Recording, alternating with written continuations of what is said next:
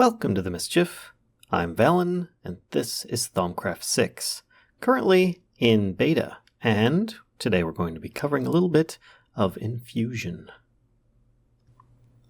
So if you've been doing your studying up, Infusion is kind of mixed in with Artifice. It's a little bit there, and they both could be gathered together, but I'm only going to be covering Arcane Infusion. Now you'll notice that on the left side here I have some stuff that is currently grayed out. Reason being is that in the current version, void metals are kind of gating some things and you cannot access those. I'll only be covering these items here on the right. To start off with, you'll probably start with Basic Infusion, which would allow you the access to access a few things like banners and clothing, which you'd think, well, that's not really that impressive. But if you see here, I currently have these really cool banners. If you compare them to the vanilla Minecraft banner, it's not nearly as impressive. I mean, yeah, there's your vanilla Minecraft one. There's your current ones. And they don't have to have these symbols on them. You can actually clear those off. But also you can add in your own symbols if you so desire. For instance, I could add in, let's put this here. I want people to stay out of my mundane chest. There we go. Evil death if you open the chest. No, just kidding. But you can just take a bottle of Essentia, apply it to whatever color that you so desire, and it'll make a really neat thing there so that you don't have to mess around with these vanilla, kind of not quite as pretty of styled ones. And therefore, there's other things that you can do. Like, as you notice here, I'm wearing clothing, special colors as well, not your traditional purple as you might be used to in Thaumcraft. You can dye these just like you can with leather armor. And in order to make them, it's actually a very simple recipe with a little bit of some enchanted fabric, which is just like some kind of wool with some string in your arcane workbench using up a little bit of V. It's very, very simple and easy to make these, and they're rather enchantable. I mean, they're pretty good. They don't give a lot of armor. If you look, my armor rating isn't very good. I am wearing boots of the Traveler right now instead of the other boots, but they're pretty good nonetheless. And I can wear my goggles of revealing, which also can be worn in an alternate slot here. You can actually wear it on your character instead of on your helmet slot. So therefore, that's how it would combine with your typical armor if you wanted to wear something like iron armor or whatnot, which is kind of cool. But that's besides the point. That's actually not even covered in this little area here for goggles of revealing. Instead, we're going to be focusing on how these can help. I mean, yes, they do give you a V discount for things that you use if you wear them. 3%, 3%, 2%, and the banners are just for aesthetics. But this means things, that might require V. Namely, if you add in something like this, you can use this to cast spells. It will reduce the cost of that and some other things in the area. But it's good to have these on when you're doing any kind of thaumaturgy that you might be doing. Now, getting back to things, that's your basic stuff. We're going to go up here to the arcane paving stones, which actually are much easier to make in this version than previous versions, and much the same usefulness. So the recipes on these ones are going to be really basic. You just make some arcane stones, which is just some kind of V crystal surrounded by regular smooth stone. And then you can take 4 of those to make your stone bricks if you want. And you get your 2 different styles, like here's your stone brick, here's your stone. So it's nice. It's very aesthetic. It's a cool color. But you can also make your paving stones of travel and your barrier stones. Now, the paving stones of travel, you probably notice that every now and then, which I take some arcane stone bricks, a little bit of V gets you 4, V crystals rather, gets you 4 of those. It's these. This is what gives me jump boost and speed 2. It's really convenient, and it lasts for like a second or so after you're off of it. As you notice there, I walked across it, I gain the effect, and then it wears off. So you don't have to have them lined up constantly like this. You can have them like every 4 or 5 blocks if it's just going to be in an area that you're running across, and it will give you a really good jump. Now, I am wearing jump enhancing boots as well, so therefore you're seeing an extra large jump, but it is nice nonetheless to have this just to get around, and it also makes for a really interesting kind of magically glowy look about. Now, the other one, the barrier stone. If you notice here, I have a little chicken friend, and he's sitting on top of a hopper. I've got a lead here, and if you notice that there's like these little glowing purple runes nearby this guy, that's because they're currently active in keeping him in. They act like a fence, but they're actually like a full fence block, so they are about 2.5 blocks tall for all intents and purposes. And for instance, if this was a fence, I might be able to drag this guy between them, but nope, instead the lead breaks and it falls back into the hopper. This guy's just going to kind of sit here. I can't really push him out of it. I would actually have to break these or perhaps have a break in them in order for him to actually escape. Now, alternate to that, I could feasibly get myself, let's say, a lever, put it down here, and it would disable these things. You can see there, it's currently like, giving a notice that things are disabled or enabled. So therefore, it is redstone sensitive and therefore can be used in that manner. They're not 100% foolproof as the Thaumanomicon says. I mean, players can walk through them no problem, and they're not to be relied upon heavily. But if you just surround your base and you've got it lit up with torches or something like that, it should be a pretty good ward, equivalent to a fence, but not quite as invasive as plopping down a big line of fences out here. And just kind of really cool, because as you see, it's just going to sit there looking very mundane until a creature gets close by, and then you'll get the little purple runes as you see here. Moving on from that, we have an Infusion altar, which is what you saw at the beginning of the video. Let's go down here. I've got a couple set up right now. I've got my main one, which is set here. But first, let's go show you things that you shouldn't do and how to actually create an Infusion altar setup. Okay, so after you've done all of your studying and you have access to all of the things in here, or at least some of them, it doesn't have to be everything, your Infusion altar, you'll first be making a runic matrix, which requires a little bit of night ore, with some of your new stone bricks that you just made, plus one of each of these, and a bit of V. So, for instance, in this area that I'm at right now, if I grab my thermometer, it's 147 V in the area. It's a bad choice to actually try and create a runic matrix in the area, because there's not even enough V in the area to do so. Of course, if you enhance your crafting table, you might be able to do so, or if you're just in a chunk that is going to be sufficient already, then you should be good to go. Now, once you've crafted up your runic matrix, what do you do with it? Well, you make yourself a bunch of arcane pedestals. I recommend a lot. It's not a lot to really make these. And then, of course, you'll want to set up your construct, your Infusion altar as it is. Now, I've got a few arcane stones here. They're just set up around this in, like a 3x3. They're just on the corners. You've got your arcane pedestal here, and floating with a block space, see here, above that is a runic matrix.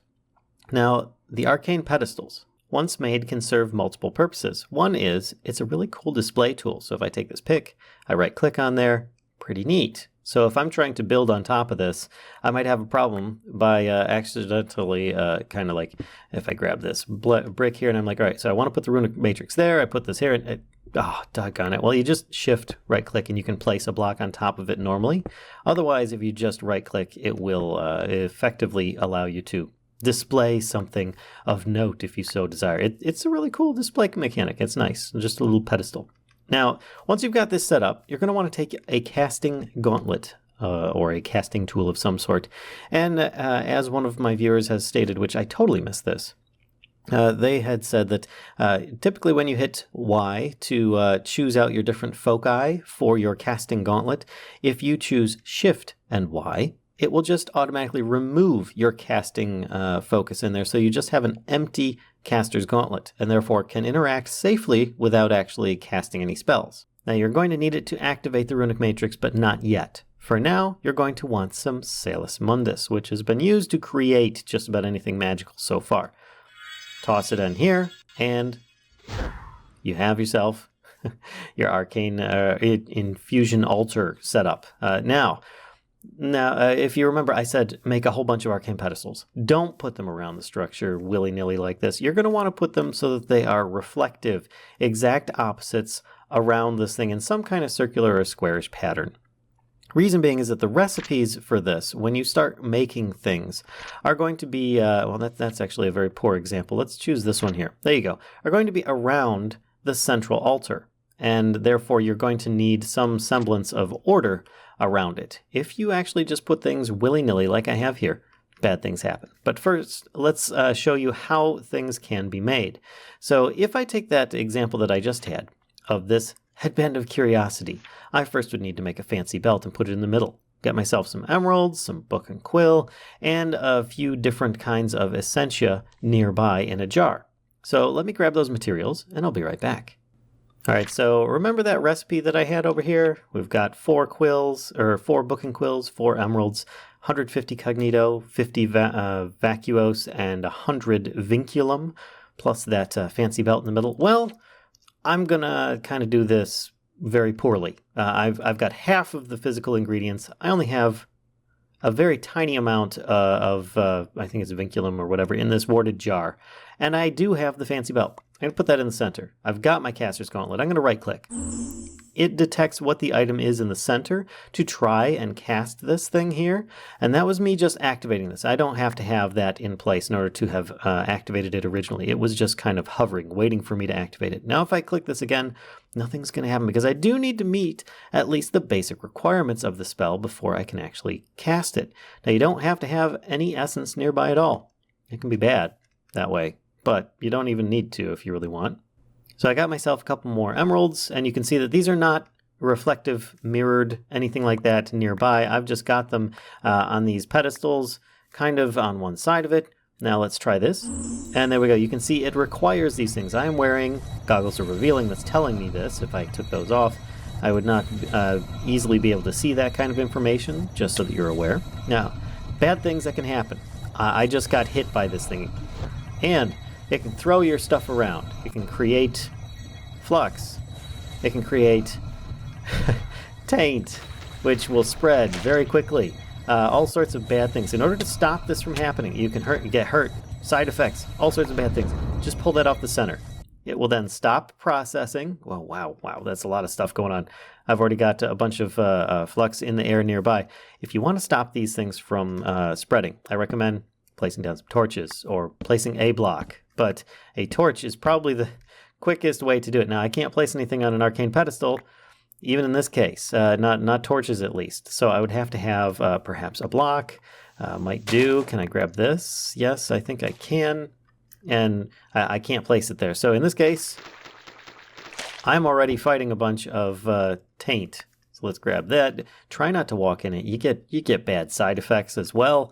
Place something down on top of it, and you should be good to go. Then just do a quick once around and make sure that you've cleaned up anything. So your materials can get destroyed. You can take damage. You can get negative debuffs. You can lose all of the ingredients. Things could explode. Your entire area could be devoured by, taint. So dangers. Those are dangers. Now, let's get over and do this thing proper. Here we are at a much more organized and better setup. Now I just have a little bit of crossbows here for extra protection, but you'll notice that I don't actually have any pedestals around here. Well, I do. They're actually set into the ground so that I can easily access these things. On top of that, in case the ingredients are destroyed, I have them hooked up with a hopper going into them. So you notice here I have several air V crystals being fed into this. So if I grab this one crystal, another one is instantly replaced, and I don't need to worry about the materials not being there for this arcane infusion. Now, on top of that, I also have a required amount of essentia in a bottle already, in a jar. It's ready. I've got 251 of this. I don't need that much, but I have more than I need. I also have some extra bonus items underneath here that I will explain momentarily. But first, let's go over this. I have extra stuff sitting around here. You think, oh, he just put this around for decoration like he did with a bunch of the other stuff around the base. No, this stuff is very important. This prevents a lot of the little lightning bolts and side effects. It adds a calming effect to the ritual. So therefore, you're going to want to make sure that you have this stuff. Now, I also recommend you keep it mirrored. So if I put a candle here, you're going to want to put a candle here on the same side. If I put one exactly in the middle here, let's say, this cyan tallow candle here, I don't have it in the same spot over here. Remember, it's mirrored exactly, so you want it to be like diagonally across. You're drawing a straight line through the center, so that's going to be on this spot here. Therefore, you're going to want everything mirrored. All these guys are going to want to be facing the same direction that they are on the opposite side, all the same placements and everything. Once you've got all that going, you don't have to have all this stuff. You don't even have to have any of it, but it just helps calm and reduce any kind of issues, problems, things of that nature. Not to say that they wouldn't happen, it just depends on the type of spell. So let's start with something a little bit simpler. The Cloud Stepper Ring. This is probably my favorite item. It's made with a simple air crystal, a mundane ring, which is just a bunch of alchemical brass nuggets, and a feather, and 50 air. The instability down here says negligible. That means not very much at all. There's very little chance of anything bad really happening with this, even if you let the ritual run for a long time. So if this thing is searching for recipes and items that it needs for it, and it's constantly cycling and cycling and cycling, causing bad things, it's just going to be very slow to actually cause any of these bad things because it's negligible. So with that in mind, I have plenty of Essentia. It said it needed 50. I have 251, so I am more than set. I have air crystals, and I have, opposite of that, the feather, which if you look here, click on that, crystal, feather, opposite each other with the mundane ring in the center. That's all it takes. See, just put the ring in the middle, take a caster gauntlet, right click, and you can see the cost of how much it needed, 45. Notice it said 45 instead of 50. I'll go over why in a moment, but you can see that it's draining the Essentia here from the jar. And then it's going to start using the ingredients. There goes the feather and the air crystal, and poof. We now have a Cloud Stepper ring, which allows me that extra high jump. If I take off the boots of the traveler, I can still jump pretty good. You know, I mean, I've got a decent jump as it is, but I get a double jump. Pretty cool. And if I put my boots of the traveler on, it's an even higher jump. So you can go really good.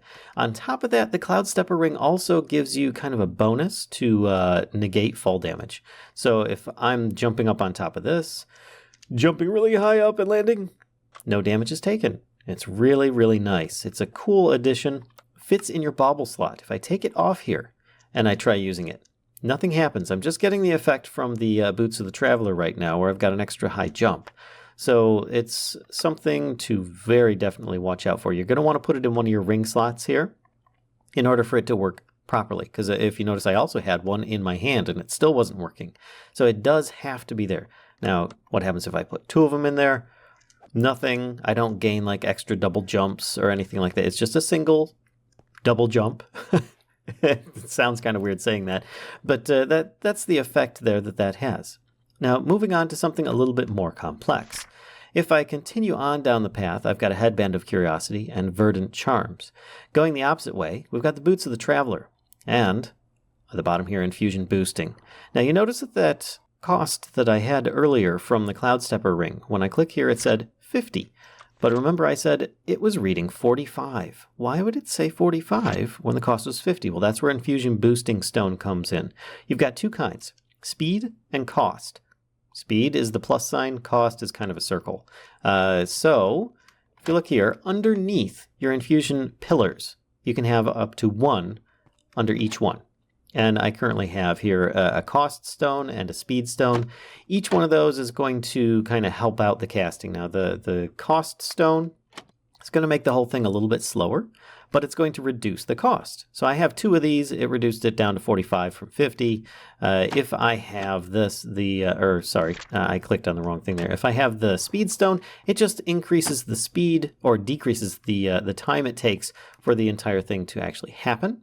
It doesn't really change it very much at all. You can easily get away without these things. This is just something for later on if you really want to go that route. The change in this is very, very minor, especially with how easy it is to obtain Essentia at this point with the mod in its current state. But those are something else. I did try messing around with putting these underneath all sorts of things, stacking them all the way down. No, there was no effects, at least in the current state of things. So therefore, no more than one per one of these four pedestals and therefore that's about all you'd be able to accomplish. Now, moving on from the infusion boosting stones is the Boots of the Traveler, which they're really, really nice. I mean, I often say, once you obtain Step Assist, you pretty much have won Minecraft. Well, that's what this has allowed me to do. Gain an extra big jump, so I can jump like several blocks high, and I get Step Assist on any kind of 1 block tall items, so therefore I can easily walk over a lot of barriers. Now, the Boots of the Traveler are a little bit more pricey than the previous one. You're going to need some of that enchanted fabric, modus, volatus, etc. It is still negligible, so this is probably your next one, but you will need some kind of fish, any fish. And you notice it's kind of like a hexagon pattern around here. This is where I've put several around. Now, you can actually outline your entire arcane altar with these arcane pedestals if you want, and therefore have plenty of options for any formation. Right now, I just kind of did this in a way that it looked good to me, like a clock face. So I've got 12 of them around here, which works really good when you look at this and you see that there are, well, 6 items around a pair of leather boots. Not too bad. But that's pretty much it for the Boots of the Traveler. Many people are familiar with them. It's often something that they go for straight away. The Cloudstepper ring is just so easy to get, though. Now, moving on from that, though, we have the Headband of Curiosity, which is another item that you might want to try and get as soon as possible. Now, it is expensive. Emeralds, diamonds, gold, all sorts of stuff, plus books and quills, and a whole bunch of Cognitio, Vacuos, and Vinculum. We tried making this earlier. Now, if you notice, I have it on right now. It's currently on my person. What that does is as you gain experience, if you remember, early on, your first steps in theory crafting and stuff like that, if you go into this, your types of knowledge, it will start gaining you random amounts, taking some of the experience that you gain in the world, fighting mobs, mining ores and stuff, and it will apply it instead to your types of knowledge, a little bit at a time. Not a lot, it's a very small amount, but it's nice to not be able to have to always research stuff. You can just automatically play the game and start learning things as you're doing it, instead of having to go over there to your research table all the time. There are multiple ways of gaining experience for that now. And that is what that allows you to do, that headband there of curiosity. It's really nice, and the fact that it's kind of aesthetic is pretty cool. I mean, you can't really put it on wear it as a helmet. It only fits in your headband slot, doesn't fit in your necklace slot, so therefore, if you want to also wear goggles or revealing, it's kind of one or the other. You can't wear both at the same time unless it's this way. So now I'm stuck with Headband of Curiosity, Goggles of Revealing, and I can't wear a helmet to further increase my armor. And if you did notice that goggles, by the way, they give it like a half unit of armor. If I put them in this bauble slot, they don't give any armor. So just remember that as well. Now, moving on to some other really cool things is the Verdant Charms. Verdant charms, there are 3 different kinds, one of which is a basic one. You've got your Verdant Heart charm, you've got your Life Giver specialization, and your Sustainer specialization. Now, I have these currently on my person, and they're a little bit more to kind of make. You need to make a fancy amulet, which of course is going to be like diamonds and gold, but you also will need rare earths. Some V crystals, milk, a whole bunch of different things here, Herba, Ordo, and Victus, which isn't too bad. The rare earths, just to give people a clue as to where you're going to find this type of item, is going to be obtained through special material outputs. And that's going to be one of these here. For those that are unfamiliar with it, in Artifice, it is the Infernal Furnace. By smelting up ores, you have a random chance of obtaining one of those rare earths that you might find in there, among other things like meat nuggets or extra bonus outputs. So that is one way of obtaining them if you are looking to have those. And these heart charms are fantastic. Let me go back here to them, and I will go over them again. Actually, I don't even need to show you that. Let me just show you these here. I currently have on the Life Giver one. Let's just put on the standard. Standard one, it fits in your little like metal slot here. It doesn't fit on any other slots along here. Of course, that's my my shield, but if I put it in here, it will basically protect me from poison, wither, other effects like that. It won't change anything about nausea, because if I go through like an ender or a portal to the nether, it will still allow me to have that come after me. And the other 2 ones will actually allow that to happen and a bonus action. So here we've got your Verdant Heart Charm, right? Which I showed you already. If we specialize it to either Life Giver or Sustainer, it gives the same effect of kind of reducing some negative effects, and it adds in extra effects. The Life Giver one, as you might expect, will slowly give you a regen effect over time, plus it gives you the previous one's effects of negating some of the negative potion effects. And that one, so you need the previous version, plus a golden apple, some other crystals, and a potion of healing. So you do have to have gone to the nether or something for that, most likely in order to obtain the potion of healing, unless you were lucky enough to find some. But if you go to the Sustainer option, you'll need a triple meat treat, plus V crystals and a potion of regeneration, plus, of course, your usual stuff.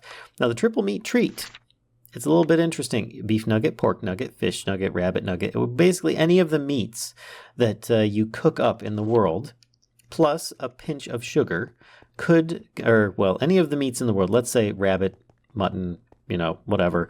If you put them into your infernal furnace here and it cooks them up, there's a chance that it will create a nugget from that raw meat being cooked. And with that, you can then take those nuggets and create a triple meat treat by adding in a dab of sugar.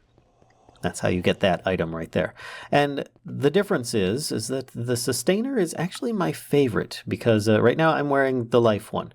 If you notice, my hunger bar is very, very low. I can't even run anymore. So let's grab the Sustainer one here, put it in my baubles menu, and you'll notice that it starts going up. So it automatically will keep you fed. Now here's the problem though, is that these have a limited lifetime use. Kind of. So if I take this off here, you'll notice that I start using up in here V-Charge. It has 200. So this one, 200, 200. You can actually recharge these items in this, your recharge pedestal, which is actually part of another chapter. But this is how you would charge those normally. If you want to automatically charge these and not have to worry about them anymore, you'll want to get one of these Amulet of V, and then any items on your hotbar or in the bauble slots will automatically be recharged from the aura that you are currently in, and therefore automatically feeding you, keeping you fed, which also could potentially give you an automatically heal item. And if you notice here, I am currently underwater. The Sustainer here gives a secondary effect besides just feeding you constantly over time. That is, once your bubbles get down to 3, it automatically replenishes them. So you can work underwater. You can have an underwater base. You can explore, dig up clay, whatever you really feel like doing there. And for those that do have an interest, your Recharge Pedestal and V Amulet are both part of the Golemancy tab. So I think that about does it for today's Bit by Bit on the Infusion area and how to get yourself set up, how to avoid catastrophe, as well as perhaps have a little bit of fun in the process once you're able to enchant things, get yourself well equipped with some of these really cool looking baubles, and start infusioning all sorts of really neat things. And I look forward to doing a bit more with this Thaumcraft stuff as it's coming out. So if you guys enjoyed, be sure to give a like. Comment on how you have improved your area around your Infusion Arcane altar. Be sure to subscribe, hit that notification bell, and be sure to spread the mischief to others if you think they'll enjoy this content too. And until next time, folks, I'll see ya.